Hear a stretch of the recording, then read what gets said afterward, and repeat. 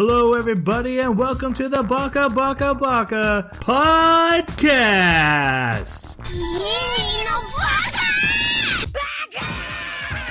Baka. It's amazing how every time you open your mouth, you prove you're an idiot. Hello, everybody, and welcome to Baka. We are an anime podcast. Every 2 weeks, we watch an anime and we come together and discuss it like we're a book club, and then turn the discussion over to our comment section so that they can discuss it like they're actually intelligent, where we are not. That's the premise of the whole show. We are watching the second half of Welcome to Demon School, Iruma Kun. So that would be episodes 14 through 23. If you are just watching this for the first time and like, oh, what's going on? Go back to our last episode. Jump in there. Because we're going to be starting in the middle. But we'll come to a spoiler section. All that later. To talk about it, though, I need the help of my co-host. First off, we have the bezel to my bub, Jeremy. How you doing? That's terrifying. I'm doing pretty good. I mean, as good as can be.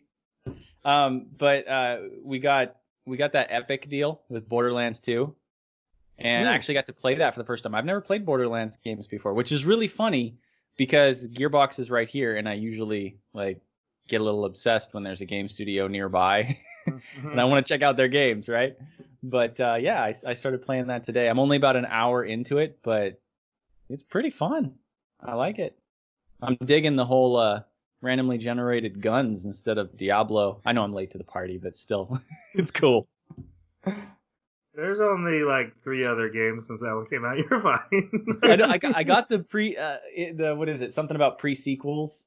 I got that too. Oh, so, nice. Thank you, Epic. Yeah. So did you buy the Handsome Jack collection then and get those bundled? It's available right now for free on Epic.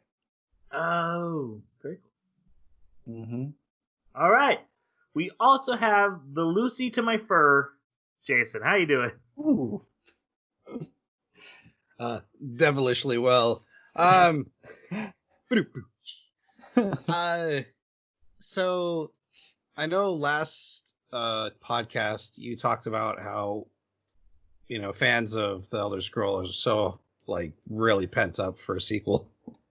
So Skyrim dropped in Elder Scrolls Online. So I did a little research, and apparently tons of changes have happened. So I picked up the game for $20, and I've been playing it. If you don't play it like an MMO, it's actually one of the most enjoyable questing experiences I've had in a long time. I'm probably about 6 or 8 hours in, and leveling just doesn't seem to matter because they changed how all the zones work, because it's a Skyrim experience as far as monster fighting. The fighting mechanics are well done for an MMO.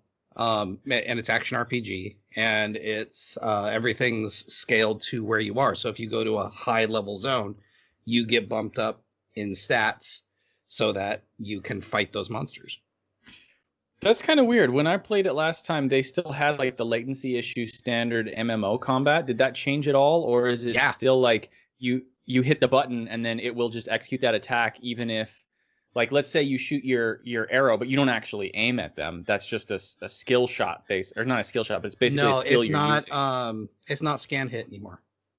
When did that change? A year ago, I think. Something like that. It must have been after we all tried it, because Yes. I remember we tried it during the time it was free, and I tried sticking around after you guys left, and I just couldn't stand that. I think it was after Elsewhere dropped. They did a big expansion, and they changed a bunch about how combat works. Spells can miss, arrows can miss. Dude, okay, we gotta try that again. So I'm having a blast, and like I said, because levels don't really matter as far as your friends in the zone. Anyone can party no matter what their levels are. That's really cool. There's also Skyrim multiplayer. Oh my god, mod. you get one question an episode. You guys I guess have a we'll take private this chat offline. line. Yes. feel like I was being really tolerant there. I was watching you stare at everything else on the screen, like looking at the ceiling. So last time I played Path of Exile. Yeah. Tell us more. Tell us more. All right, and my name is Troy, and I have been watching the second season of What We Do in the Shadows. I was a big fan of the movie. I was a big fan of season 1. It's a fantastic show, written by Jermaine Clement and Wacky. I always say his name, Wacky, the guy who did Thor 3. Oh, okay. So it's very dry New Zealand humor about vampires living in Staten Island, but like they still dress like they're in the 1920s or Victorian times. They don't get modern culture. They check their email once a decade. They're lame. It's like, oh man, vampires are lame, and it's a very funny show. But I also started watching the Harley Quinn cartoon, which is hilarious. Getting to watch supervillains actually use the F word freely. And then just seeing what supervillains do in the downtime when they're not doing capers and Batman's not chasing them. Like, they're going to Penguin's son's bar mitzvah and trying to murder each other. And it's just very funny.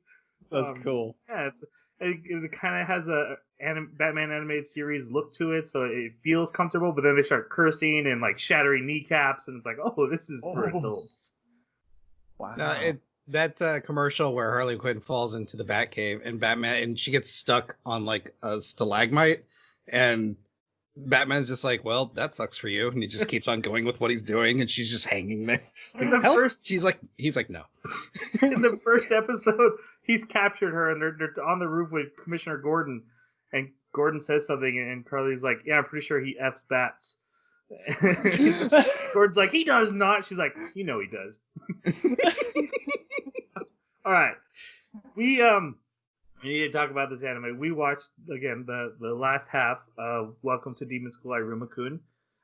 It is a lighthearted comedy anime. We did already discuss part 1, so when we get to our spoiler section, we're gonna be just jumping right in and assume you knew what we said before and what came before it. But let's go to our non-spoiler section. What did you guys think of this second half of the season? It was okay. It was very similar to the first half, where they kind of set up a lighthearted problem, a lighthearted problem solving happens. Usually Sullivan's involved somehow, and then our main character learns something new, or it saves the day.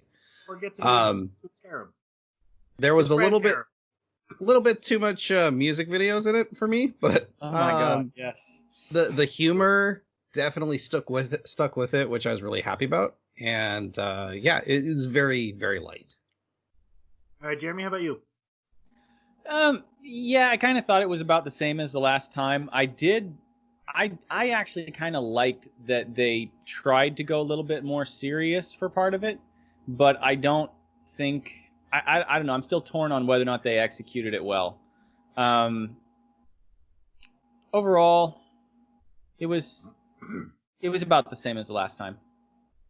For me, I liked it much less than the first half.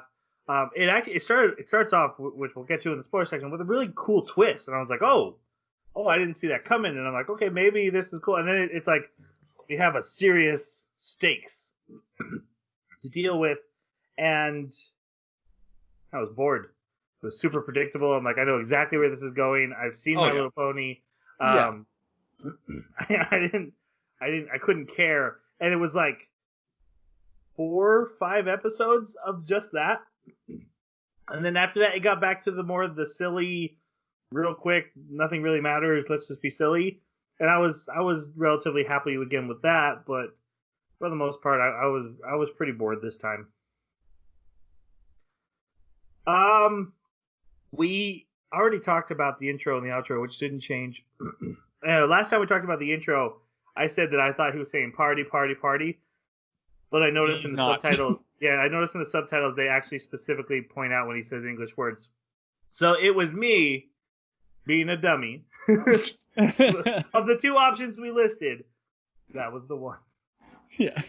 It was Alright. Bobby, Bobby, Bobby, Bobby, Bobby, Bobby, Bobby. Let's go on to our spoiler section. So we will be discussing everything that happened in the show, things with characters. To start with, before we get into plot, we're going to go through some of the characters that we've already been introduced to and kind of get through them and how we feel about their growth in this half of the season. And then we'll jump back into the story. So we'll start with Iruma, the main character. What did you guys think of him in this arc? As much as this was light and, you know, it was a bit refreshing to see a isekai, or not isekai, shonen protagonist, especially half harem ish, actually have an arc instead of just being a flat character type. It was nice to see him learn more about his surroundings, develop more as a character, and then also, like, by the end, he becomes used to this world and he's fitting in, which actually plays well with a scene later on where he's offered basically help to get back to the human world. And, you know, we've established in the first half, you know, he's treated much better here, and then now he's fitting in. He's actually likes it in the netherworld much better than the human world anyways. So that aspect I liked. Besides that, he's definitely the same character as in the first half. You know, he can't say no to anybody. He's always trying to be as helpful as he can. He's kind of that too pure of a character. It's kind of irritating to watch sometimes, but he's definitely a great catalyst for some jokes. So, Yeah. Jeremy, what do you think? I realized something as I was watching this half of the season, and that was that the reason he's so adorable, the way he's drawn is so adorable, is because he's actually drawn using the principles of female anime characters. Like, if you go into any anime drawing tutorial books, things like that, they will describe which eyes are meant to be used for the male characters and which ones are meant to be used for the female characters, and the general face shapes that are commonly used. And he checks all the boxes. And I thought it was so funny because there is a scene in this where he cross-dresses, and I was like, wait a minute, they didn't have to change it. He genuinely looks like a female character. Oh my god. And then it just clicked.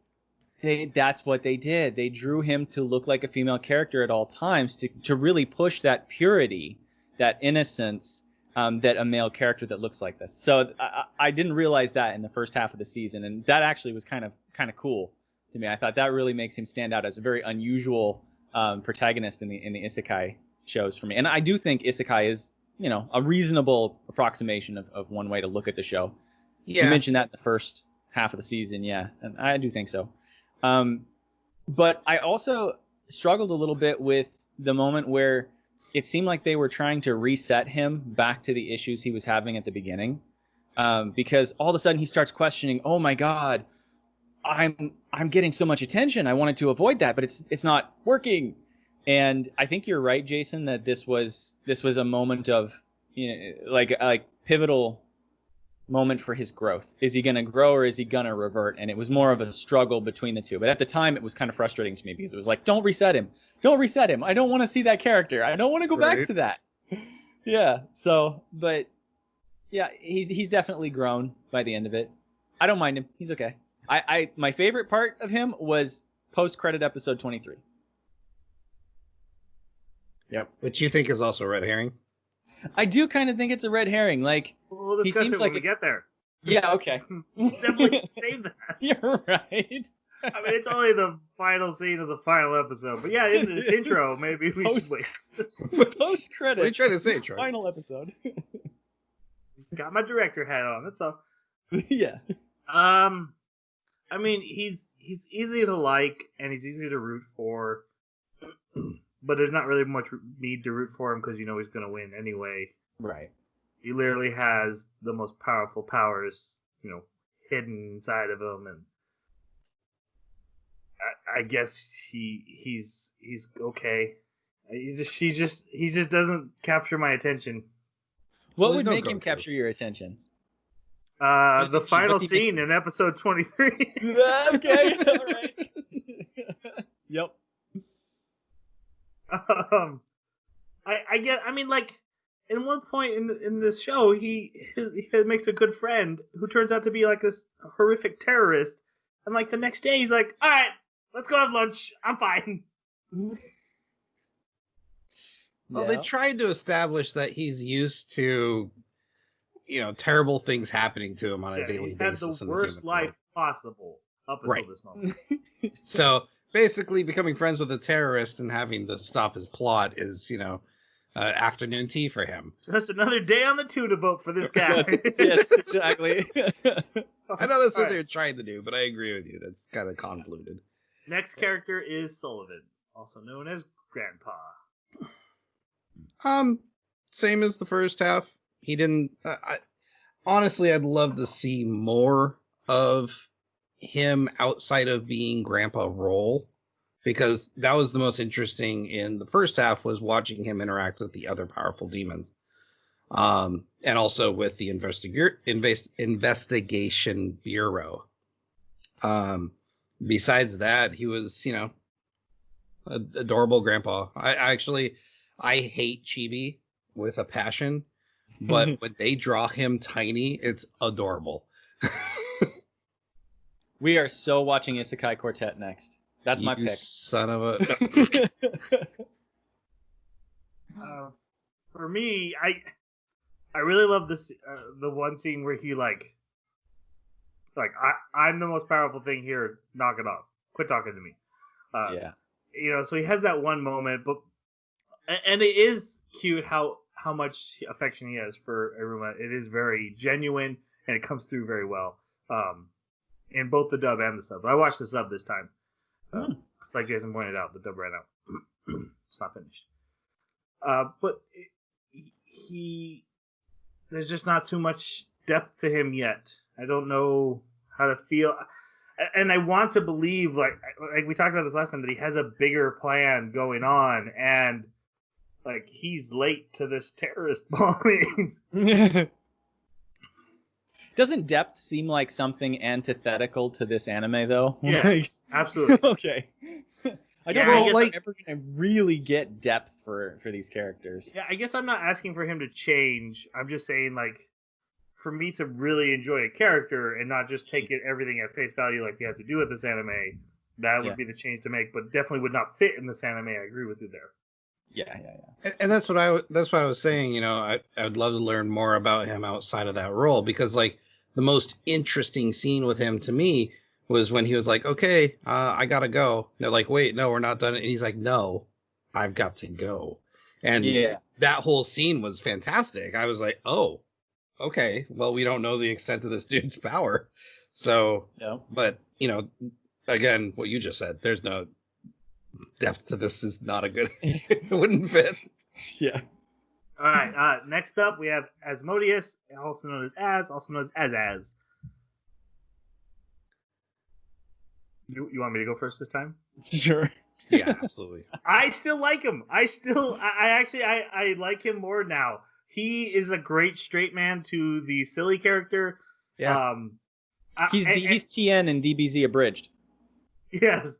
But also finding out a little bit about his family and his home life makes him make a little more sense. Especially his mom. Finding out about his mom.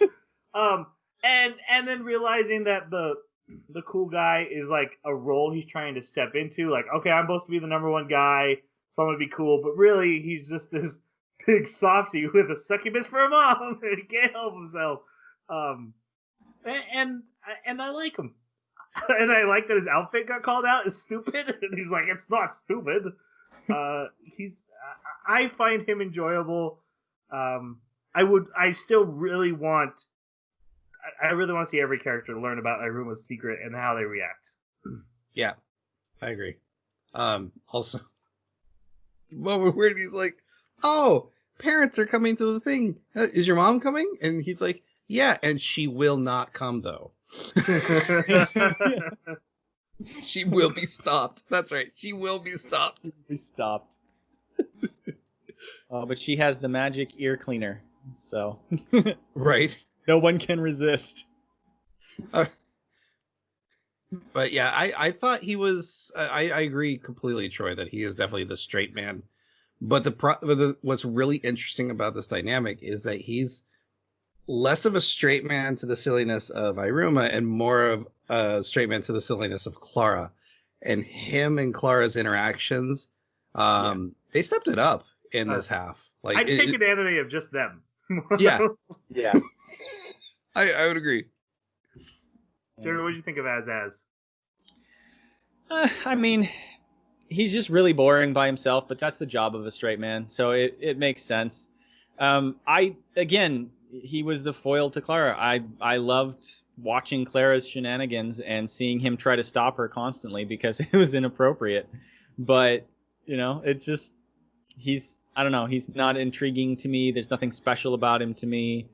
And I also find his character to be very difficult to enjoy just because he kind of him and what's the big guy's name? Sabnok? The rival? Sabnok. Yeah. Those two characters to me seem like poster children for the absurdity of the behavior of everyone in the netherworld. Like, if they're supposed to be demons, like the way these two behave is just so unbelievable that I don't know. They remind me of that frustration. So, yeah. Quick production note: the lightning storm that was forecasted today is here. It's outside my window. If I'm a little distracted, it's because I like watching lightning storms when I'm trying to focus on the podcast.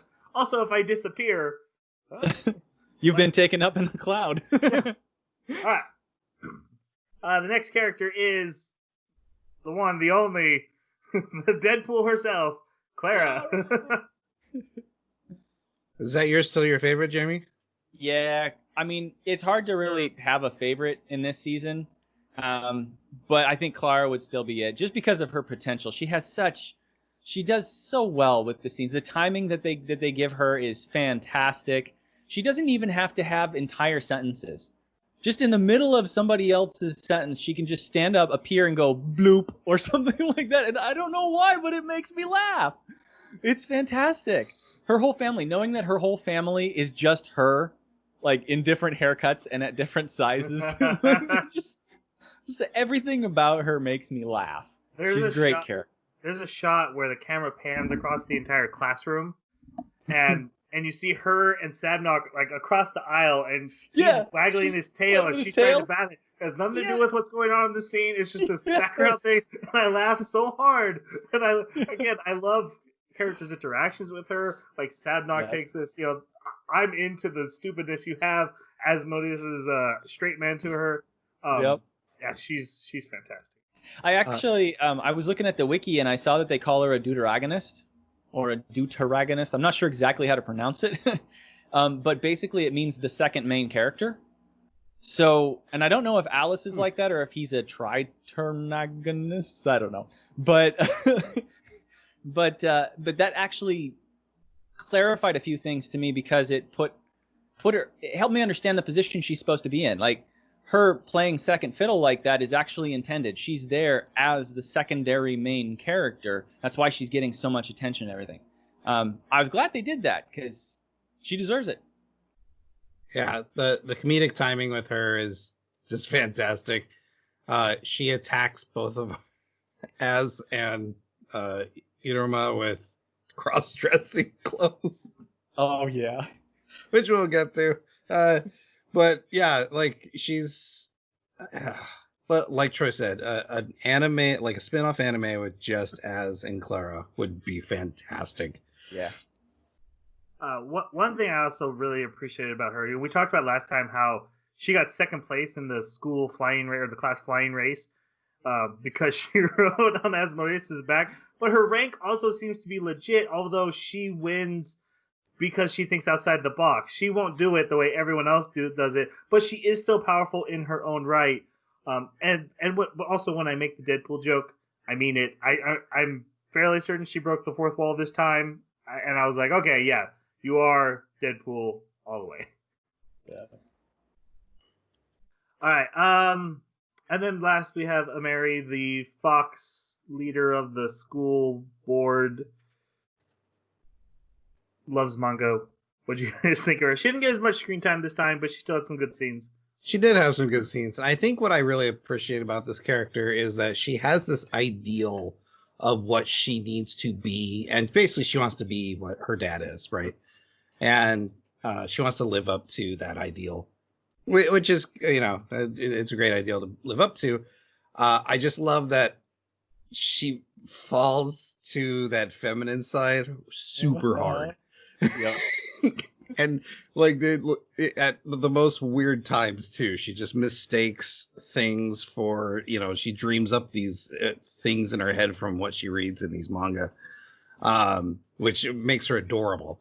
And so actually, even though she's a giant, she's Right. huge. Yes. No, I thought she she didn't get enough screen time this round, but I do like watching her interaction with Iruma. It's pretty funny. Yeah. I get a kick out of the fact that she actually like understands halfway everything that she's reading in the mangas, everything that she's learning about from these characters, and yet she focuses on the things that perhaps we would look at and go, oh, that's a jerk character, that's a horrible character, and she's like, I love the line that character said, and she'll just keep going. I don't know, maybe that's something that we do sometimes where we're like, the villain was so awesome at this point when they did X, Y, or Z, right? But yeah, she's pretty great. I thought she actually had a bit of growth too, because there comes a moment where she could have, outed Iruma, even though it wouldn't have mattered because the person she was talking to already knew he was human. But she decided to try and hide his true nature, and it didn't seem like it was for her own benefit.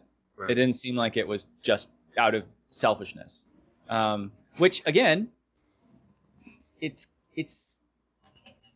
I like it, but at the same time, it's not right in the netherworld for these demons to be so selfless and so easily capable of understanding compassion and growing to appreciate each other seemingly for the first time so well, not realizing what terms like that mean. But anyways. To build on that just a little bit, the whole I'm going to be selfless and protect his identity. But then on the other hand, if you're going to break something, break it all the way. It's like, yeah. You don't mix very well. Yeah. One of my favorite things about her is kind of like what Jason said. She's this tough as nails. I'm going to be just like my dad. I want to be an inspiration for demonkind. But then it's slowly learning to let her real self out through Iruma. And my favorite scene is when she's at the concert by herself. And clearly never been to a concert. And it's like, okay, I have the glow sticks. What do I do? And I just love this idea that she's learning how to be a teenager for the first time, and that Iruma has awakened that. And she was there at the concert for the creation of a joke, obviously. But I also like that character moment for her, if that's what they're intending. All right. Now to talk about Kiryu. So we're gonna jump into the story here. Sebastian has been arrested, and he tells Opera, he's like, "Hey, I'll be there for Battlers Day." Battlers are basically clubs. Sullivan, yeah, sorry. The teacher Caligo, he finds out Sullivan's been arrested. He's put in charge of the school in the meantime. I thought that was a really cool moment. I didn't put him to talk about him, but I did like his growth from jerk teacher to actually the responsible guy in the room, and not as bad as you thought of him. He's just grumpy. Yep. Acting chair demon. Stop calling me that.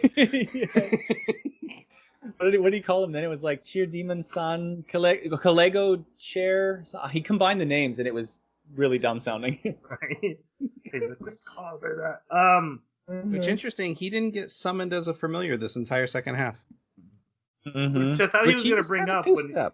Yeah, he's like, "Hey, you should have called a teacher," and I thought he was going to say, "You literally can summon me anytime." Yeah. They go to the Battler, the club, which is the Magical Apparatus Club, and they discuss Battler Day, and Kiryu kind of discusses his parents, and Kiryu is the senpai, the third year in charge of this club, and he is also, we're about to find out, our first real villain in the story, which, we'll kind of lay it out here in the plot, but I thought was a really cool twist. I was actually excited about it. Like, oh, that kind of took me by surprise for like the first time in this anime ever. Mm-hmm. But what did you guys think of the character Kiryu? Definitely some missed potential as far as a villain and a twist, and like you said, didn't see it coming. And I thought it was a great twist, and also it expanded upon this idea that these are demons. They have tendencies, they have desires, and they are not proper as far as human relations. So when we find out his whole secret, it makes sense for these demons. But I thought the arc was a bit lame, is the best way to put it. It was very predictable, and it wasn't, they tried to create these high stakes that didn't feel like great stakes. I mean, they had a great setup for it too, because they were like, okay, we're gonna get, Sullivan's been arrested, right? So his big power is removed from the picture, and now we've got this chance to do some real harm. And I think it was mainly due to the actual storytelling of the anime itself, and less about the plot of his plan. But I was intrigued by the idea of, on the outside, I'm basically just like Iruma.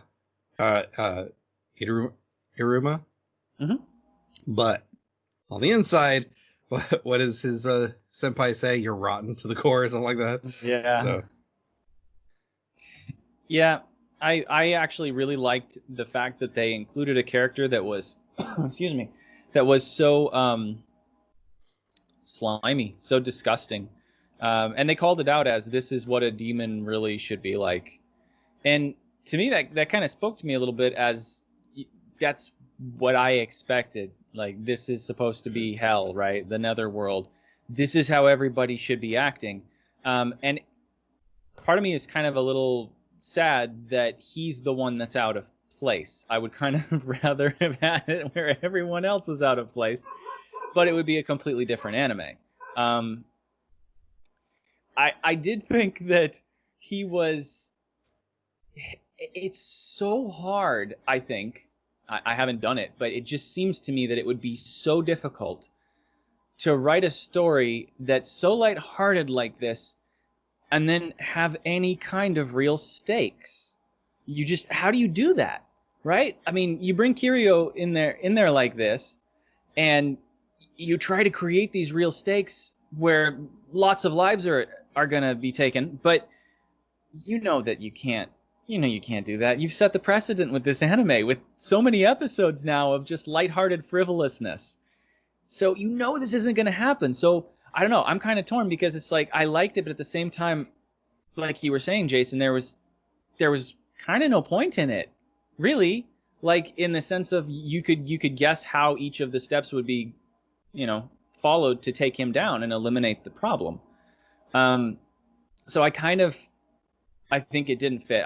The more I dwell on it, I think you're right, Troy. It just doesn't belong in this kind of an anime. It kind of breaks the rhythm of it.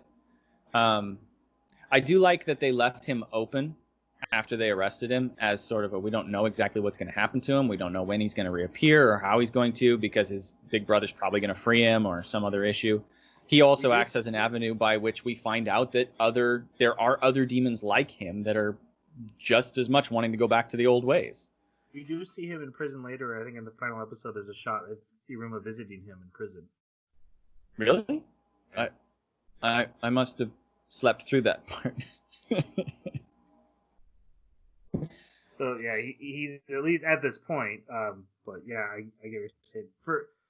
He gave me Danganronpa vibes. Anytime someone starts declaring they love the sphere, I'm gonna start thinking about Danganronpa. But I think the only thing I really want to add about him is that I am glad that at the end he wasn't like, you know what, I do choose the power of friendship. Oh God! Like, no, at the end he's like, no, I'm still crazy. I'm evil. Like, you definitely should lock me up. I'm gonna do this again. I don't care. I love that he was like, he saw his own reflection. He was like, that was pretty good though. Yeah, that works for me. Exactly. I got to off see on that. suffering. And, um, I guess my only thing is that it's such a 180, I guess, a turnaround on who he was presented as going into this arc, and then who he ends up at the beginning of the end. Literally two different characters. And he's like, "Oh, just the shy guy was just me pretending I'm a super psychopath the whole time." It just seemed difficult that he could conceal that so effectively. Or why you would even need to try so hard. No, Mhm. it fits with who he is because he's a weaker demon to begin with. And he's definitely got the aptitude for going about things in a soft manner and the slow game. He's definitely, or at least that's how they presented him, is that he's definitely in it for the slow game and for the big payoff. Boy, is he good at it, though. My goodness. You know what?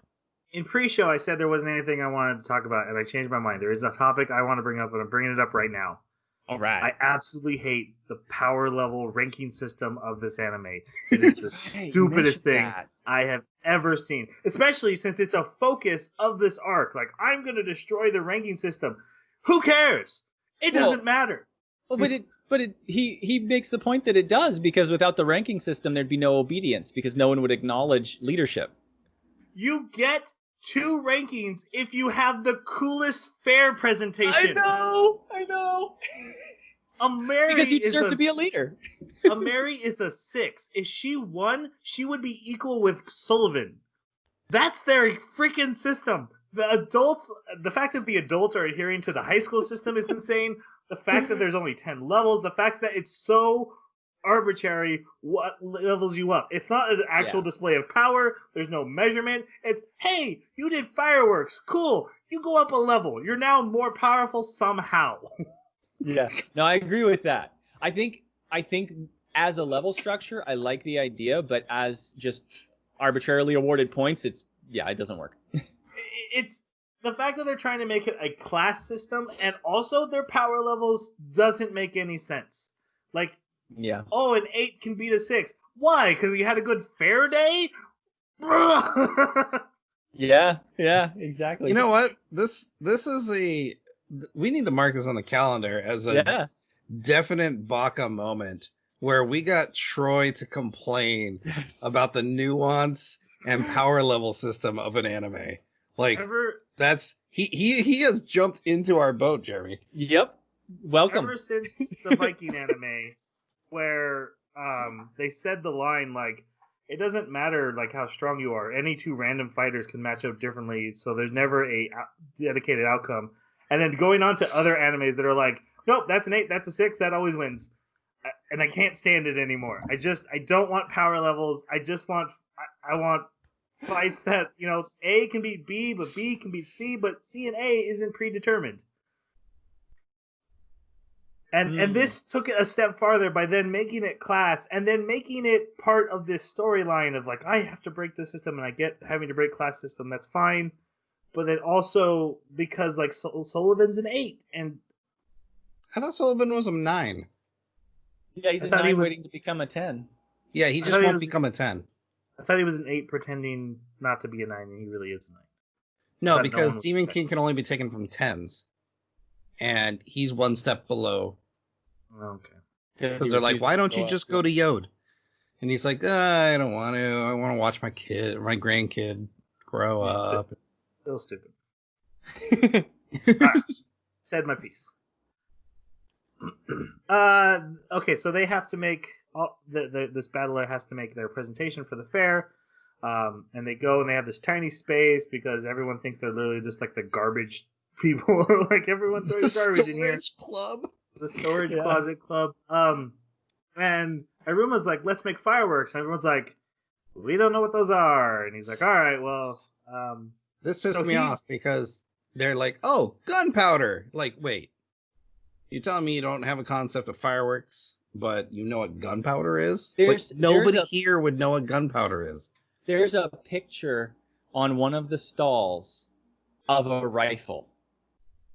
and it's the stall where they use fake guns to shoot targets. That's right. And I'm like, you don't know what gunpowder is? Well, they do. They just have never, sent it into the sky, made it colorful. Yeah, they know what I guess. gunpowder is. But... I guess, yeah. It sure is also, easy to make. Kiriro then invents them after just looking at black and white manga. Yes. The sacred text. I guess, yeah, to cover that, so he works on it because he has the family ability to create barriers in front of him, which is very important. So when there's explosions, he won't get hurt when he's trying to mix the gunpowder. Meanwhile, Iruma goes to Omeri and asks if he can borrow the manga. And she's like, no, those are sacred texts. And he's like, oh, I really wanted to make fireworks. And she's like, oops, I forgot the book here. I really want to see fireworks. It'd be a shame if you took this. And then he's able to show everyone else. And I like how Asmodeus is like, wait, what is this? Don't worry about it. Don't worry about it. Where did you get this? So they work on the fireworks. They're able to create one. They do a practice run. And they decide to have a sleepover, and they end up having a pillow fight, and everyone has fun until Kiryu gets a call from his senpai, and he explained earlier, like, yeah, my parents hate me because I'm weak in magic, but I have this senpai who looks out for me, and then the senpai calls, and he's like, yeah, and it's the guy from the meeting that we had seen in the previous episode from the 13 with the blonde hair. Too cool for school. Like, yeah, and he's like, hey, don't forget, you're going to blow up the school. Da-da-da. and then he takes off his glasses and like tucks his hair back, and like all of a sudden now he's evil. And he loves touching, like he's got this obsession with touching his ears. Yeah, I was hoping there'd be more to the metal on his ears, and it just nothing. Yeah, just a mannerism. They watch a video about the Battler Party Eve and the contest. Basically, there's prizes. And first prize is the leader of the battler gets 2 ranks, and everyone else gets 1 rank increase, and that's obviously a big deal. And I'm really upset that this presentation wasn't done on a heart-shaped mirror. Yeah, with a shaky heart. Yep. Everyone's working on their booths. Kiryu doesn't. He goes into a secret room in the school that only he knows about. And he starts working on the bomb. It's the big machine that Iruma helped him fix by rebuilding the heart generator inside of it.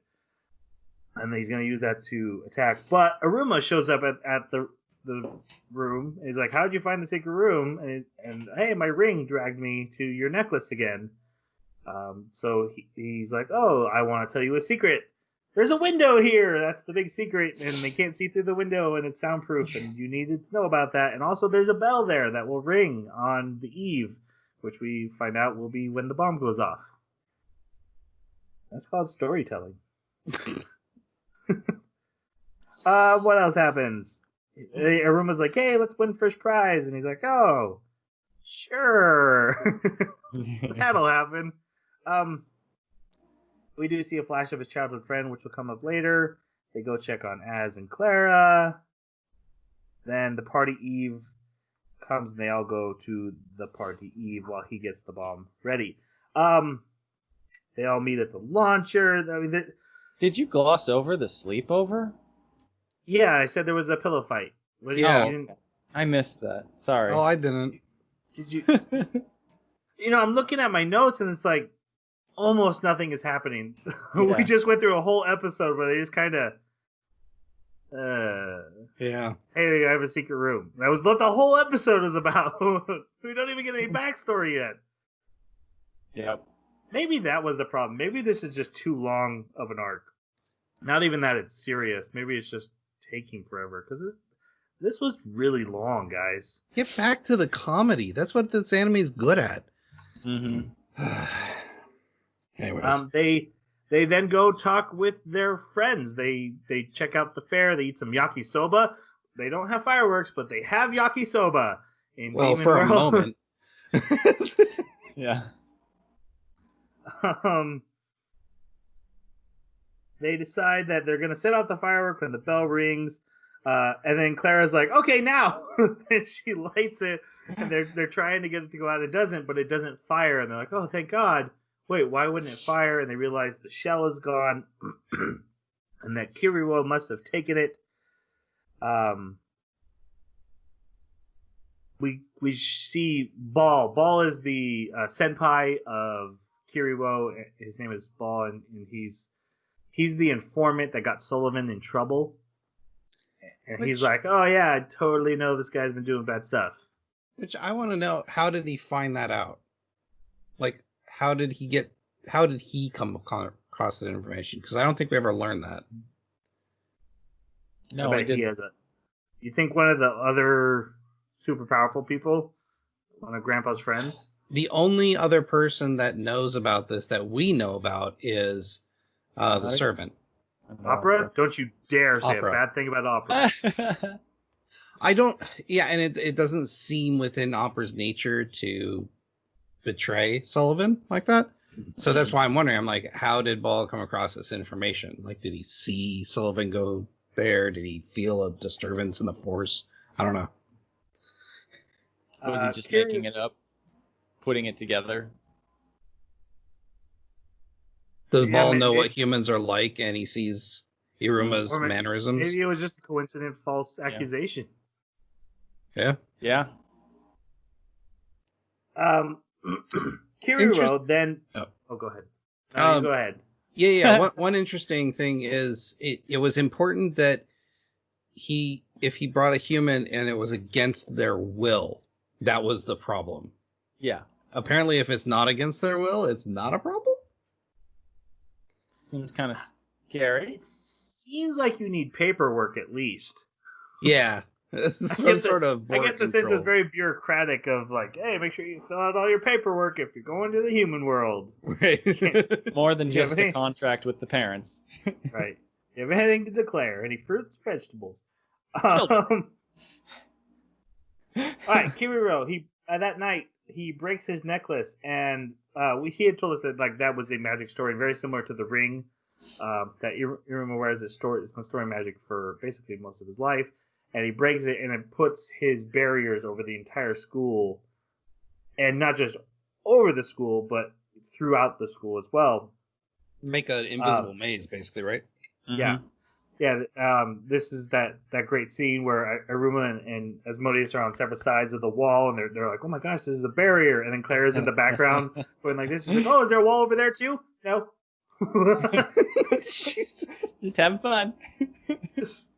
Stop doing that. It's confusing.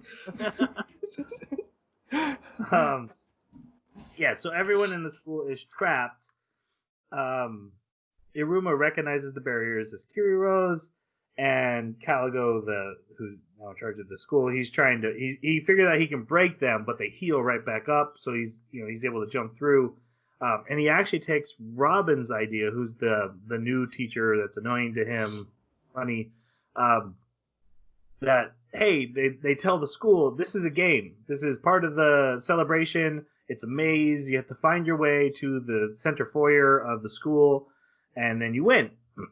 And so the students stop panicking. I absolutely love the little monster girl who's apparently the hottest girl in the school. And she keeps running into the wall and kissing it and being like, "Oh, what a surprise!" They also find out that they can't communicate out, so this barrier is also blocking any forms of communication as well. So they can't alert Sullivan. And Kiryu is actually manipulating the barriers to push people into the center, because that's the plan. Get everyone into his plan is to get everyone into the center and then blow up the school. And then apparently his ability to make barriers also comes with a UAV radar that tells him where everyone in the school is located. With a heads-up display. Yeah. And he notices someone is approaching very fast his secret room, and he's like, okay, that must be Iruma, but how is he going so fast? And then something this anime does a couple times is like, all right, now that we've told you that's happening, let's rewind and tell you how that's happening. And it goes back and shows you that Asmodeus and Clara came up with a plan basically to show him where walls are. And they're on the phone with him telling him where to dodge and stuff. Which I think this is where we lose a lot of time as far as storytelling and why this section feels so long. They do this multiple times where they'll tell a story, rewind, and then tell it from a different angle when you're like, We already know this information. Why are you retelling it from this angle? Mm-hmm. Yeah, that was the thing. When they rewind, it's like, I pretty much guessed this. This is fine. You Yeah. could have just had like a one-off sentence that explained it. You didn't need to redo a whole 5 more minutes explanation. They did that in the dance thing too. I was like, I really didn't need to know how they got dressed as. I pretty much figured it out. Yeah. Although one thing that cracked me up was when Iruma is running through the mazes, basically blind, and he's being told where to turn and where the next opening is, and we can see where the barriers are. Have you ever played that game where somebody else tells you how to move to like pick up a glass or something? There's no way he'd be able to do this just based off of Az's commands. Oh my god, it was so bad. I was like, he's so gonna bisect himself on one of those walls. What in the world? That's just a barrier standing in the middle there. He's just gonna split in half when he hits that thing. So no, he's just charging up the hall. Oh, turn right. He just turns right. So dumb. I hated that. This is an anime where a girl has living slippers. I know, but they made it very clear that it wasn't magic. They made it very clear that it was just instructions, verbal instructions were guiding him. But he's got his avoidance superpower, remember? Oh, yeah, but he's not dodging right now. He's running into I'm sorry, things. Troy. I'm so sorry. I mean, Jeremy's not wrong. And I had the thought, too, like, oh, no, that's not how that works. But I'm like, oh, wait, but this anime is dumb. But I'm going to voice that thought. Okay. Drove me nuts. But when all the students are in the foyer, Ameri saves the same girl from the first episode who got saved. So apparently now she has a crush on anyone who saves her. Yeah. I'm not really sure how that works. Because the stage collapses, and so now she kind of rallies the students, like, because the teachers are busy trying to figure out what's going on. So she kind of takes command of the kids and be like, "All right, guys, we're demons. Let's be demons about this," which I still don't know what that means. And Iruma gets to the secret room, which has a barrier, but he lets him in. At first, I was like, it's weird he let him in. And I'm like, oh, no, because he's sadistic and he wants to see Iruma get crushed. Mm-hmm. So he comes to the room, he sees what's called Gabuko, which is that machine. Kiryu tells him his whole plan and then explains his backstory. Backstory is, my parents hated me because I was so weak. I was sent out to the garden. There was another girl out there that I spent time with. She had a favorite earring. Some bullies picked on us and took the earring and threw it. I caught it with my magical barrier, but I was so weak the barrier broke and the earring was lost. And you think he's about to say, like, I realized that day that demons are horrible, but no, he turned around and saw how sad she was, and he was like, oh my god, that's so good.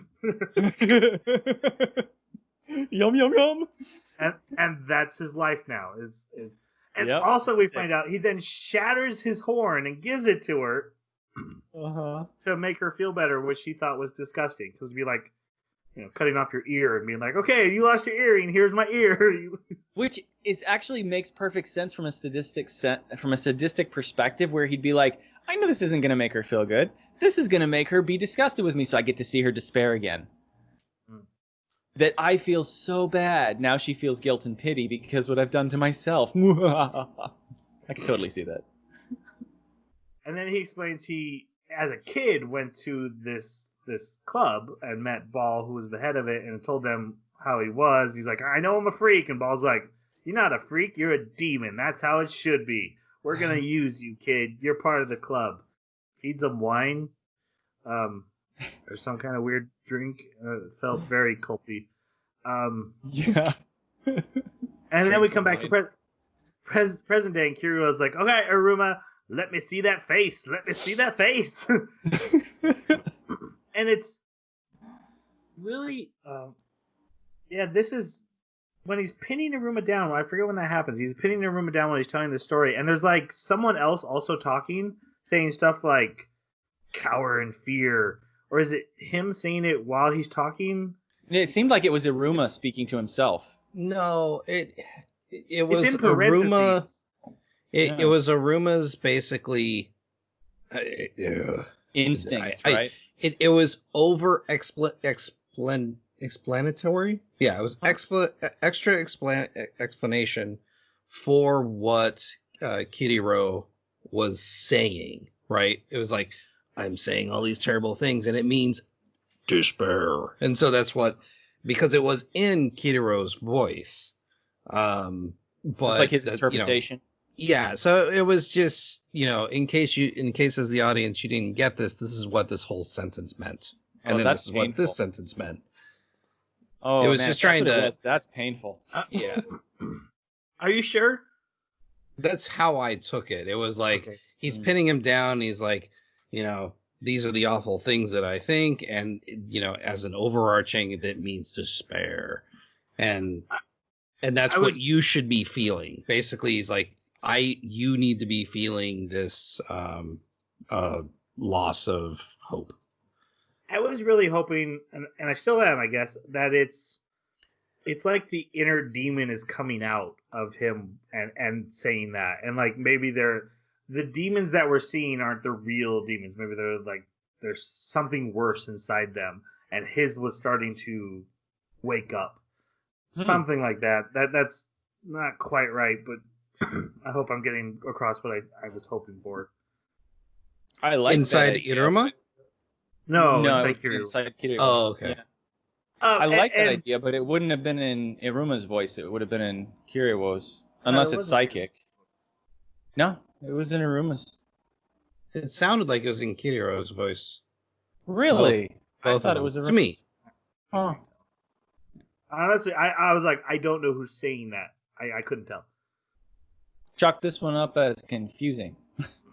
Chalk this one up as we'll probably never figure it out. All right. Yep. Clara trying to find invisible walls. When Iruma's also, face... trying to read Iruma's expression was incredibly difficult because I was expecting it to be like, okay, he's saying, show me your expression, show me your face, show me your face. I want to see that face, right? And then Iruma turns and looks, and we get a moment where we're looking at Iruma's face, and I'm like, I can't read that face. I don't know what this expression is right now. Determination. This is so bad. Is that what that is? Is that what determination looks like? Because that's not what it looks like to me. That's what I thought it looked like. Yeah, to me it was defiance and determination is what I saw when he turned up. I guess if I had to pick, and I don't really remember too well, I interpret it as like, meh. Yeah, that's what I saw. It was like, kind of sheep in the headlights. I don't really care. Not really aware of what. None of this matters. Moving on. Yeah. Well, you're right. It doesn't. So we should move on. It's just interesting. Like Iruma doesn't jump into action. He walks across the room and he starts stacking up boxes so he can climb up to the bomb. And he's so casual. Nonchalantly pulls it out. And Kirilla's like, "Wait, why aren't you in despair?" He's like, "Yeah, tune a boat, life hard. what are you gonna do? I don't get despair anymore. I've evolved past that." And I'm just gonna take care of this. No big deal. And my life has sucked so bad. This is normal. Exactly. I'm fine. For me, this is a Tuesday. Yeah. He jumps out the window, which apparently can tilt, and let people out. Rotating freaking window. It's keep in mind it's a one-way mirror. It's a rotating one-way mirror. Rotating soundproof one-way mirror. Yeah, so what point would there be to having a one-way mirror where somebody can see inside but you can't see outside, but they have to be in the air outside at the height of, like, clearly it was convenient. Anyway, he jumps out the window. He Kamehamehas the firework into the air with his ring spell that shoots it on the dragon mouth. It hits the barrier. Cool. And Kiriro's like, ha ha, you'll never be able to break the barrier. You would literally need Sullivan's magic to break that. Wink, wink. Kiriro was like, I have Sullivan's magic. And he does the emergency spell, that unleashes all the magic stored in the ring. The firework flies out, explodes in the sky. Turns the dragon black. That was cool. I'll have to say, that whole, like, combat scene, if you call it combat, I enjoyed it. It looked good. He grows demon wings when he does That the was- spell. Yeah, he grows demon wings. The dragon goes up and gets the black stuff and Yep. breaks through.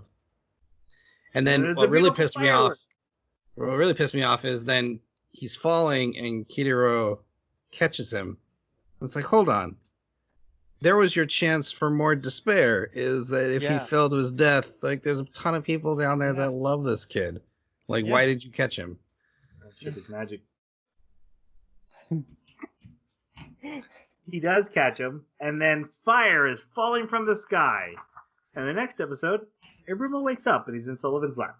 But don't worry, they will rewind the story to tell you what happened, which was basically Robin, who the teacher who was the little green guy, his ability to fire an arrow that always hits its target, no matter what.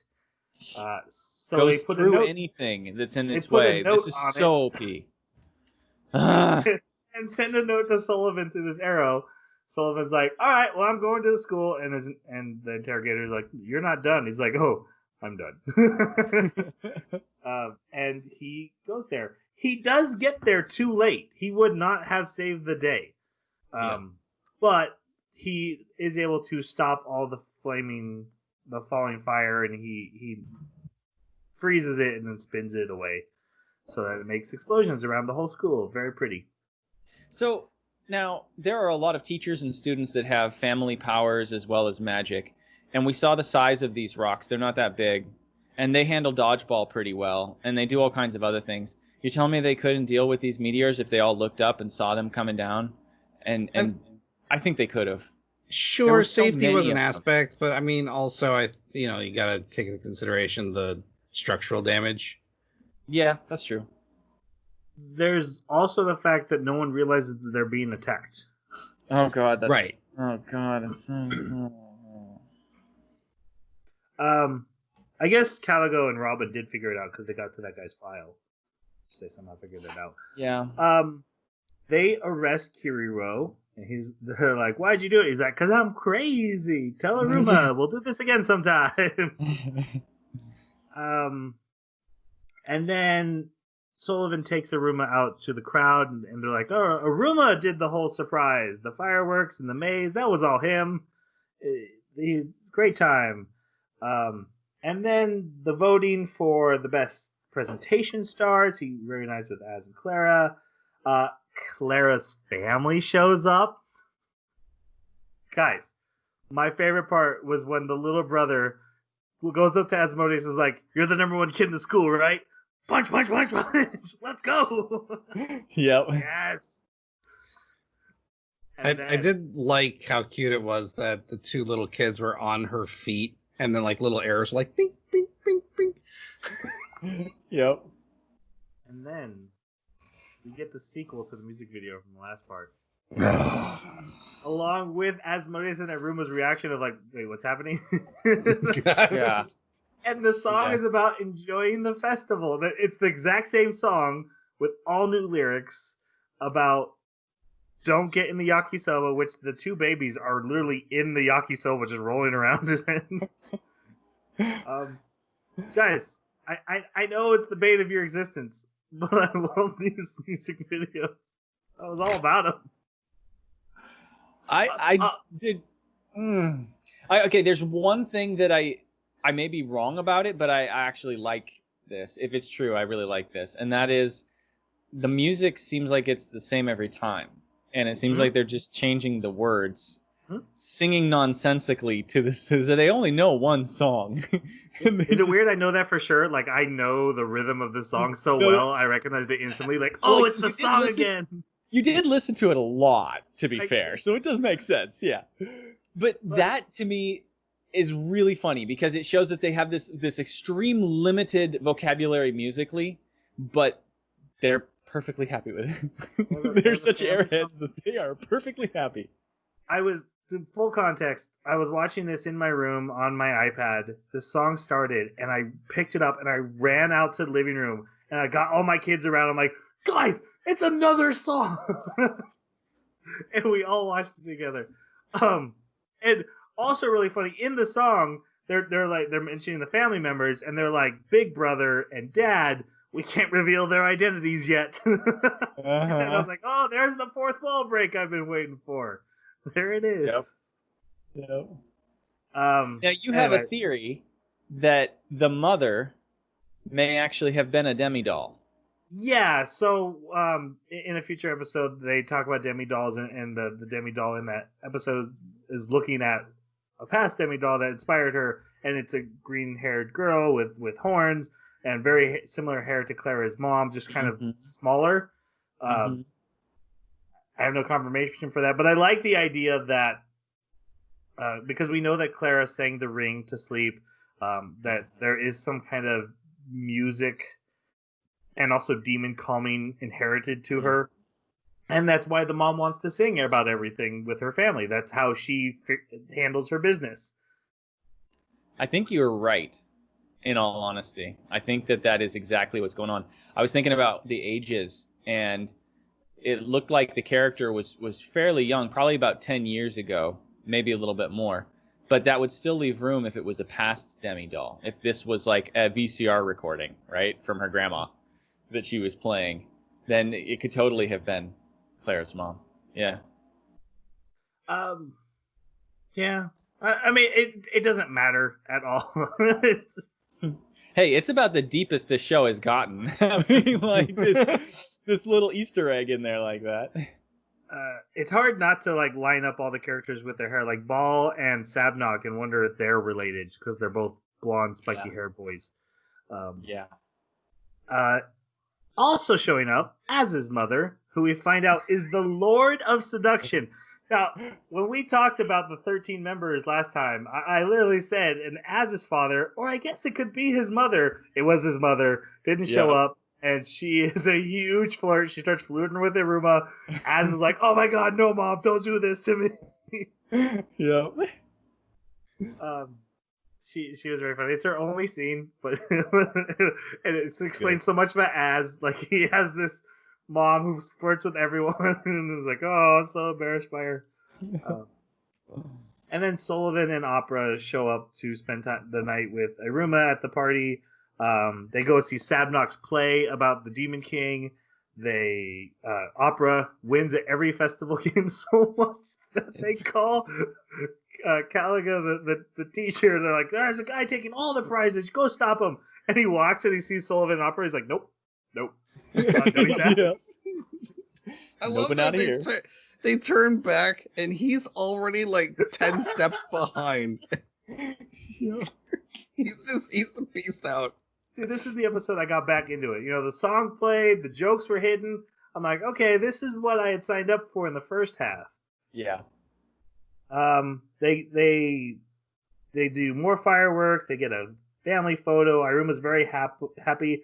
And the episode ends with, we're going to announce the vote for the battlers and who won the presentation. And the next episode starts with, we're not going to announce them. We're going to announce them later. But then the next scene is them going to get the announcement. So whatever. They go to a school assembly. Third place goes to the Succubus Battlers. Second place goes to the New Magic. And the grand prize goes to the Broadcast Battlers for keeping cool under pressure and making sure all the announcements were made. And this is made by a Mary who comes up and makes the announcements, so everyone gets their prizes. And also that guy goes from level 3 to a level 5. Holy hell.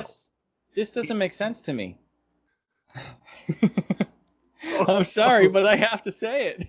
This doesn't make sense to me. Because this was supposed to be something people were voting for. We saw people put votes in for whose was the best battler presentation. Yet none of them were awarded based on their presentation. They were all awarded based on a meritocracy of how useful they were to the situation, the crisis that happened. Well, not the Magic Club. The Magic Club, their presentation was getting water out of a rock. So I guess... You're right. That's true. But the other two, it was entirely... VR club not win. Well, I can see everyone voting for the Succubus. Yeah, but not for the reasons that she announced it, right? Like, general population, if they're going to vote, they're not going to be voting it because they're like, you really helped us through the crisis. They're going to be like, no, you were hot and it was great and we enjoyed your company. Right. I guess it's like Harry Potter where they're just like random 50 points to Gryffindor. Oh, I guess Gryffindor wins. Isn't that weird? Yeah, exactly. I mean, who voted for the battler for the broadcast battle? Nobody voted for them. Everyone's surprised by it. Caligo comes on the stage and he's like, "Wait, we're gonna do one more award because things were so weird." And this is the Tricky Award, which apparently is not. He's like, when they come up here, everyone laugh at them. This is like what you don't want to get. But then they give it to Iruma and his group for basically saving the day, and the fireworks. And the prize is one person gets one rank, and they give it to Iruma, so Iruma goes up a rank. Woo! Celebrate, Troy! Celebrate! I'm just saying that the head of the broadcast battler is more powerful than Asmodeus now.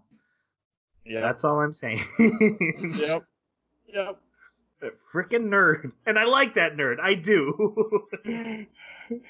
Anyway, Iruma realizes he has become very popular, and that is not what he was going for. But then we get a really cool storyline in the second half of this episode about Amari's father. He comes to visit, and she's actually reading with Iruma in a manga and sees him, so she runs off when she sees her dad. And the dad finds Iruma and is like, "Come talk with me outside." He's like, "Hey, I kind of know you're a human, and I'll tell you what, I found a human in the demon world before, and man, it would be real bad if a human was here against their will. That would be really bad. So when I found him, I just sent him home. Are you somebody who is wanting to go home? I could get that arranged." He's like, "Do you need help?" I'll be honest, I thought this was a nice twist. I thought, instead of like, we're going to eat you. Now I'm wondering if they ever do eat humans or where that even came from, because it seems like everyone who meets a human is like, "No, yeah, you're cool." Yeah, they're a little bit too wonderful and too nice and too pure. Well, demons. It's been established that humans are now mythological creatures to the majority of the population, and that border control would be attempting to perpetuate that belief system. So sweeping and hiding any humans under the rug is probably in their best interest. But you could do that by killing them as well, not necessarily doing it in a way that's conducive to their longevity. Jeremy, I have a question for you. Okay. That just popped in my mind. It's my understanding that in Eastern cultures, like Japan, that demon doesn't mean like the same thing as Christian demon. It's very much a cover word for monster, right? Yeah, and Akuma, which... Yeah. I remember that from Inuyasha, because Inuyasha was a half demon, but really he's just like, a half dog, half person. Sometimes it has a lot to do with like spirits that are representing different elements and things like that too. My question is, are they always portrayed as evil, or can demons be good? And in which case it would be fine that these demons are good. From what I understand, they're generally portrayed as oblivious to human needs most often. Like, they're not necessarily evil. They're just doing their own thing. And you might get caught up in it and think it's evil because it doesn't, it might end your life. But usually, they seem more neutral than necessarily good or evil. And I do remember that there are some that are good. It's just far rarer than the ones that are considered evil. Okay. What do you think, Jason? I don't... Because they're used so... sporadically, like most of the demons that I've seen in anime are drawn from a Christian based mythology, if you will. But then you've got Miyazaki films where they represent all sorts of different types. Or what was that other the Magus Bride? You had a couple different demons that represented different ideas as far as what they like, the one that would only hurt you if you spoke, or the demon dog that ended up being a good guy because it served his interest. So I don't know, it's hit and miss. Ooh. Okay, so we may actually both be a little bit off here, because apparently Akuma is the term in Japanese folklore used to describe a category of undefined beings who brought afflictions on humans. So these are Specifically. supposed to be bad. So I people. guess they are supposed to be bad. I always understood Akuma to be more neutral, but I guess it's pretty much synonymous with demon. That's really what I was getting at. Is are these supposed to be bad, and that they have changed since then, or are we just misunderstanding because of the Western interpretation of the world? But it seems like they are supposed to be bad. Well, they've kind of gone out of their way to say, "Hey, this used to be hell." Yeah, And you've now got it's to just way. the It was netherworld with interesting. nice They even people. showed like the Christian hell, images of the Christian hell when they were describing what it used to be like down here too. They also have a fat Cthulhu in the intro. Let's calm They down. do. They've got all of them. All right. Yeah. Amari finds them talking, and she actually covers for Iruma and says that he is a demon. And then she starts explaining how like they hang out a lot, and her dad does not like to hear this. This is a fantastic scene.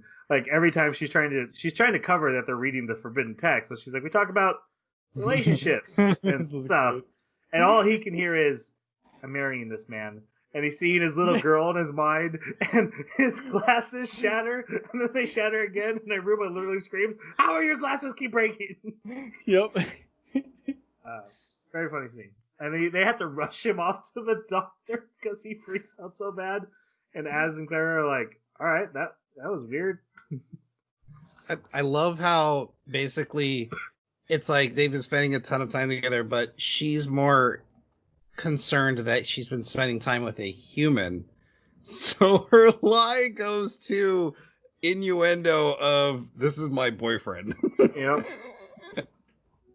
But I don't think she even she doesn't come off as realizing that she's implying that they're boyfriend and girlfriend because she didn't even know what date meant, and that just I don't know. That's frosting on the top of that joke.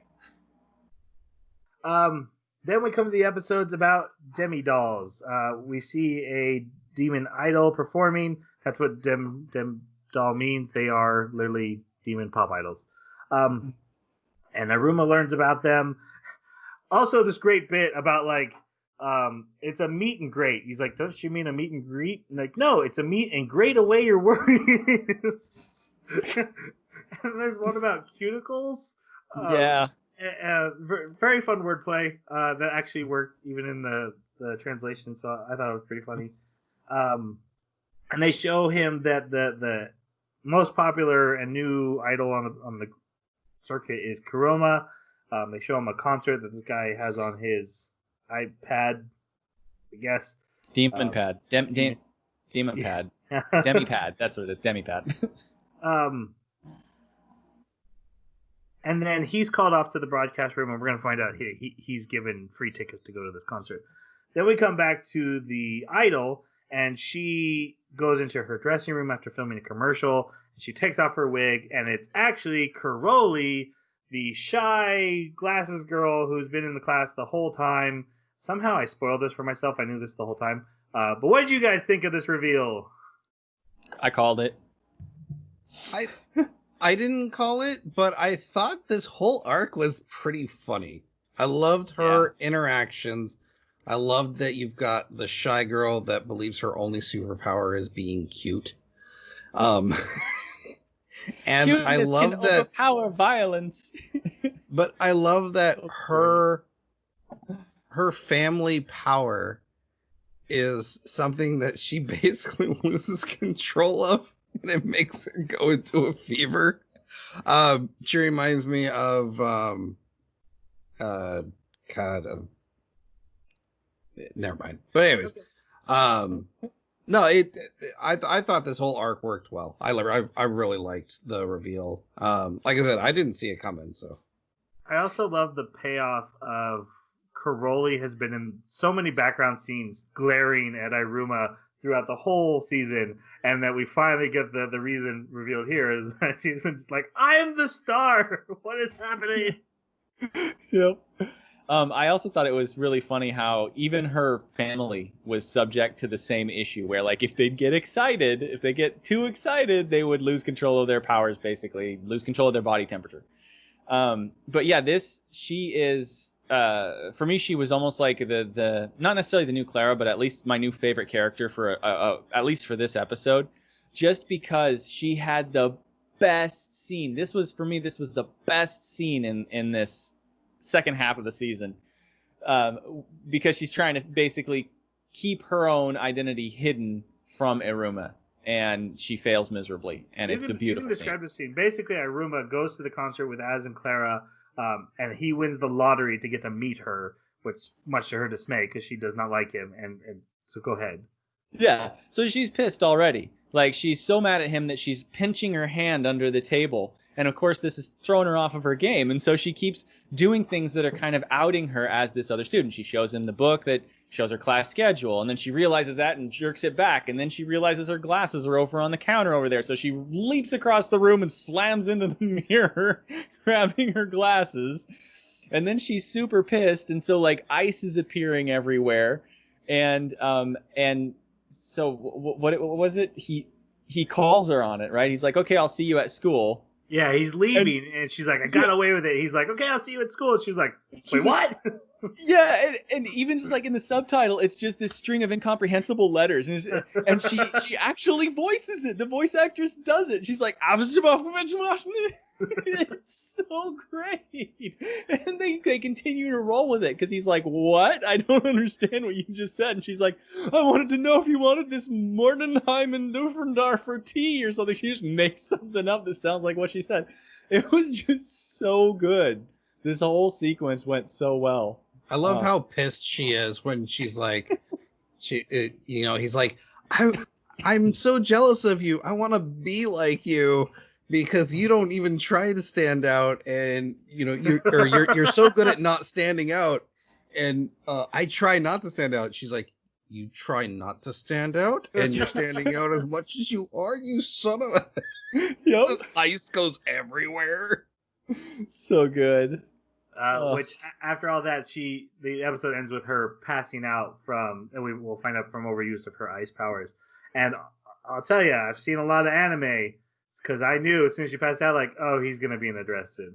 Yeah, that's definitely happening at this point. Yeah. I thought instantly he was gonna be like accused of hurting her or trying to take advantage of her, which they do for a second. But like, I thought it was gonna be this big whole thing, and they didn't go down that road, which I was happy with because it was a nice.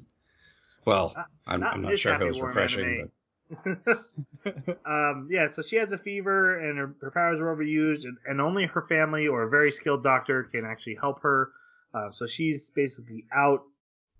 She has like this emotional breakdown. She explains that she comes from this cold but powerful family, but she was always kind of mediocre. But she learned because she was so cute, she could do whatever. But like, it's still never been good enough for her family. This is her one thing that she does. And she feels like a failure, and then she wakes up later feeling better, and she hears the crowd roaring, and she goes out and she sees these three girls performing for the crowd, and it's clearly Iruma, Asmodeus, and Clara. And then we get the rewind again. Here's how this happened, and it's exactly what you think happened. Hey, we can help. Clara's like, I have dresses, and they got in dresses, and they went out. And I think what was endearing about this that exchange is that Iruma wanted to help so bad, but he didn't know what to do. And then when Clara's like, hey, we can cross-dress and go out on stage, both Iruma and us, they're just like, wait, no, hold on. No, not this. We have different ideas of how to help. I actually loved, like, this is the one episode where the post-credit scene that's drawn in sort of that silly chibi pastel art was so good, because it basically shows the rest of what happened there, where Iruma and Alice are supposed to be getting dressed, and Iruma is just having a horrible time trying to figure out how these women clothes work. Like, where do I pull it over? Why is there a zipper here? Exactly, yeah. And he looks over, and Alice is completely dressed, and he's just totally done. And Alice is like, wait. I had to help my mom get dressed. I don't. It's not my fault. Exactly. So and we with this arc, we're basically getting back to the wholesomeness of this show, because Kiroi, she wants to get back at her family, but getting back at her family, we come to find out, means getting them to smile. Like she just wants to get her family to smile. That's getting back at her family. It's like, I'll okay, be we're honest, back to the cute. I probably Yeah. drive you crazy, Jerry. I actually love the whole arc with her family. That they did come to the concert, they did heal her, but they have to literally go home. They can't watch the concerts live because they get so emotional about it that they literally will pass out, and so they have to watch from home. But I thought like, hey, family, talk to each other. 5 minutes, all your problems solved. Yeah, exactly. You have demon telekinesis and demon hell phones. Come on. Yep. I absolutely love. So they go on stage, and we should see them go on stage, and the crowd's like, "Boo! Not you guys!" And then Claire's like, "I got snacks. I love snacks." And as Modius is making like fire hearts and he like slowly gets into it. And then the crowd's like, "Oh, there's the shy one." Yeah. They get this whole thing going. And then oh God. Okay, my favorite part of this particular scene is when Clara's sitting there beating the drums, right? And Alice and him are doing their songs, and just like in the middle of their song, she's like, "And beat my bum bum" or something like that. And it's just like so out of place. I was laughing so hard.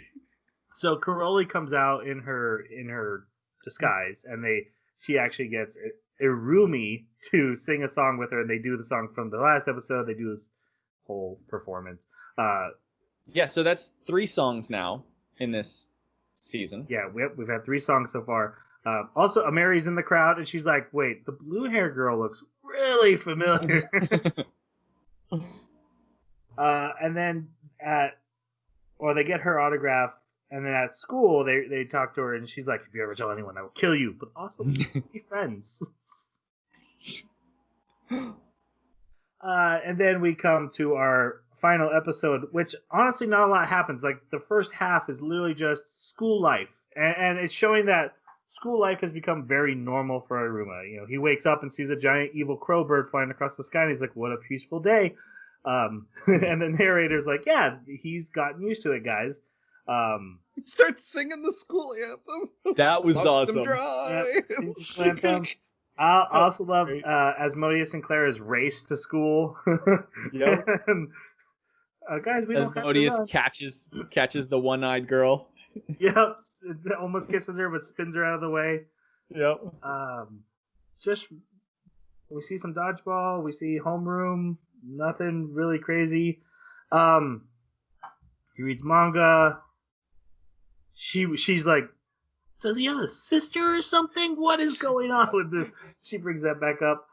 And then when he's at home going to bed that night, he realizes, "Oh my God, I fit in with the demon world." Demons. And so he's kind of freaked out the next day going to school. And Az and Clara notice, and they're like, "Okay, if he's feeling down, what does he love to do? He loves to eat. Let's cook him a meal and make him feel better." This breaks down almost immediately. Again, when I watching this, I was like, "I'll take a spin-off with just this. Just this is fine." Them trying to make dinner or food is fantastic. It ends up being a cook-off. Clara goes home and puts every food she likes into one pot, and her mom tells her about using love, and then sings a song, the exact same song, Number 4. with the lyrics about using love. Again, I was very excited. I was like, "Yes!" And I love how like all of the kids like start doing this whole hand movement towards the pot, and then like you see the sparkle of love going into the pot. It's like, okay, this is. I was just like, please don't go to that joke. Don't put your love in there, please. Oh my God. There's an anime like in the past year or 2 that did that joke. Oh, gross. Food Wars? No. Shame on you. Much more sophisticated show than that. Though, while he doesn't have a music video, Asmodeus is making like perfect dishes at his house. He's like, "But it's not good enough." And his butler's like, "What about using the fish?" And that was funny. And you find out Asmodeus is terrified of fish, and he's like hiding. He puts on a mask and glasses. He's hiding from it, and he's like, "But I have to do it." So he takes his knife and he's like, "Pokey poke, pokey poke." It takes him all night to cook one fish, and then the end result is they both have 2 almost identical looking dishes that are stacked up to the roof. And Iruma was like, "Oh, this one's delicious. Oh, this one's delicious. But they're better if you put them together." Oh God. Well, the only reason he knew that is because they both started trying to shove their own dishes Yes, into his that's mouth true. at the same time. Yeah. And of course, the but- joke he can eat butter. tons Well, of food. I'll say on a meta level, though, it's 100% accurate that Az and Clara were together best. Yes. when they're together. 100%. So Agreed. I was like, yeah, I get. You're saying it for the story, but it also works for the characters. I get it. Yeah. Yeah. And that makes them feel happy again, I guess. Okay, I'll be honest. I kind of checked out here at the end. Is he like, no, I'm good now? Is that all he said? Like, I'm I happy. think so. The thing is like the food had nothing to do with what he was battling with. It was a 100% internal battle of him. Do I accept my place in this netherworld, or do I continue to try and be in the background? And he comes to the realization that he's got great friends and he's got a great life here, and that he just kind of accepts it. I don't know if the food helped him accept that or not. Okay, But the I idea didn't- that his friends would go out of their way to do this for him is what pushed him over the edge. I honestly got bored when he started this rant, this ending monologue. Yeah, me too. And I kind of checked out. And I got to the end, I'm like, I'm going to just assume he's good. Yeah. Well, I'm glad I was paying attention. Thank you, Jason. Yeah. Yeah. We call it Baka Baka Baka for a reason. And then, okay, so there's the end credit scene, which is basically Sullivan comes to wake him up in the morning, and he sits up, and he's very evil looking. Jeremy, you talked about how his designs were very feminine, and they very much changed his design. Man. He now has the Yes. square eyes; they're darker. His hair has a new, it's like purplish with a streak through it. And everyone's like, "Oh my!" And then the narrator's like, "Well, that's a story for another day," while showing him sitting on the demon throne again, which it did in the intro of this for the first time since the first half. Yep. Okay, thoughts on this ending, Jeremy? You told us you thought it was a red herring. Yeah, in the sense that I don't think he's as malicious and evil and selfish as this one scene taken out of context makes him. I think it's designed to titillate and make you think, oh man, there's so much depth here. This character's gone through an amazing change, and you're going to see a side of him you've never seen before. But I bet you it will be a different flavor of the Iruma we know. Like, he'll still be good. He'll still want to, help people. He'll still probably not even be able to say no. But he'll just maybe be a little bit more brusque every now and then, and be a little bit more abrasive. But I think he's still the same guy underneath that. I don't think he's changed as much as this scene makes it look like he's changed. All right, Jason, thoughts? I think it's a foreshadowing of we started over here with I can't say no, I am a human that's terrified of this world, to now we're going to swing the pendulum to the other side of I'm basically turning into the bad form of demon, and I'm amazing, and I now need to come back to center is probably what the next season's going to be about. I think this is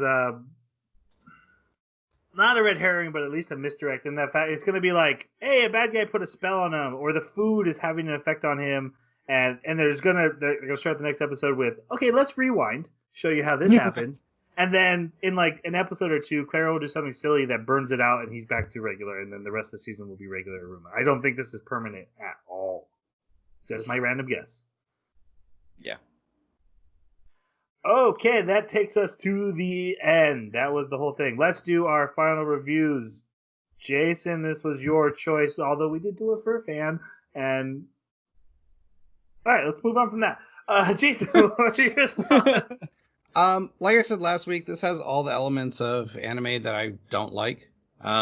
Except like I said, I have that guilty pleasure of the harem anime. But this was a fun, sweet, light ride. And it was funny. Like, I don't laugh at anime like ever. And this made me laugh quite a few times.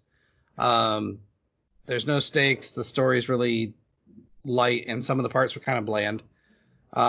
I'd give the second half and the whole anime a 3. I think it's not worth putting in your list, but if you have a gap or need something to palate cleanse, this is a decent anime to watch. I was gonna say if you want to see a green-haired girl's family sing the same song 3 times. Oof. Oh, God. This shit. So yeah, I kind of am in a very similar boat there, where it's so lighthearted. This is not what I would normally ever pick, but I'm glad that I got a chance to watch it because of Clara. Clara was awesome in just about every scene that she was in. She stole it. That is the kind of slapstick, silly comedy that I like, and it's spontaneous. When it got away from that, I was really hoping for something more, and it kind of angled toward what I normally would pick. So I was kind of like, oh, well, maybe this is best of both worlds for me. But it really couldn't deliver on that for reasons we've already expounded on, at least in my opinion. And so I've got to say, I'd give the second half a 2, but just barely a 3 overall. Man, I really struggled with those first 4 or 5 episodes about the terrorist bombing / fireworks. That really was hard to get through for me. And then once the silliness started, it was better, but it's not elevating the game. It's not doing anything great. Fat Cthulhu never even made an appearance, and that was a real disappointment. I do love Clara. I'm sure in the future I will watch her music videos on my own. But for the whole thing, I'm just going to give it a 2 for me. It wasn't enough to keep me interested. It was really hard to write notes about this whole thing. All right, our next anime is Dorohedoro. We have announced this before. For reals this time. This is for reals. Honestly, it was like literally yesterday. One of my kids turned on Netflix and the trailer started playing, and I was like, "Oh, okay, it's here now." And it's Jeremy's pick, and he had really wanted to watch this beforehand, and we had to do the Konosuba movie instead because Netflix has a weird release schedule, and we messed up and thought it was out. It is now officially out. It's on Netflix, so we're watching that. It's about a lizard man who eats mage heads so that the man inside his throat can interrogate them. That's all I've gotten from the first episode. It's going to be very bizarre, but I'm super into how weird it is. Yep. And it's 12 episodes, so we'll be watching all 12. Cool. All right. With that, if you would like to leave a comment, you can reach us on our Twitter at Baka Podcast. You can reach us on our email, theanimebakaclub@gmail.com, or you can leave a comment wherever you found the podcast, and there's like a really high % chance that it's going to get back to us and that we will even answer. With that said, I think we're all done here. Let's say goodbye. Thanks for listening. See you next time. Sayonara.